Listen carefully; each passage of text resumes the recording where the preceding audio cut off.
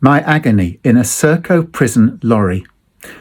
Yesterday, a Serco prison lorry passed, oozing pain through each of its 14 tiny windows, behind which a desperate human being sat cramped in a metal box smaller than an aircraft toilet. I know, because once it was me, shackled, handcuffed, after yet another sleepless night in the cells, shoved into the claustrophobic space, the door slammed shut, exhausted, shattered, finding it hard to breathe, to hope, to believe, arrested yet again for allegedly breaking a bail condition that sought to stop me campaigning to prevent an abuser having access to children. Disgorged from the prison lorry into the holding cells, waiting for the breach of bail hearing, desperate for a number 2, taken into a packed corridor to a toilet with no walls in view of everyone. The humiliation, the confusion, the shock, the emotional and psychological agony and strain. I was only doing what it was right to do, what a decent human being had to do, what a priest was called to do, and finding myself violated by the so-called justice system. I had no representation and went shaking and lost into the hearing, where there, in the public gallery, was my beloved wife. I presented my defence, and the judge agreed I had not breached bail and released me.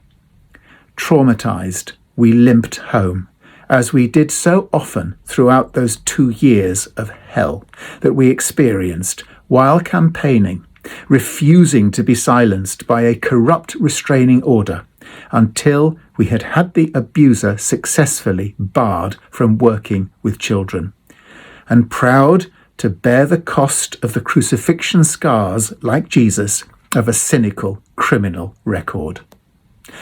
As the Serco prison lorry passed me by, I lifted my hands in prayer, hoping at least that some of the plaintive eyes inside may have seen the gesture of compassion and support.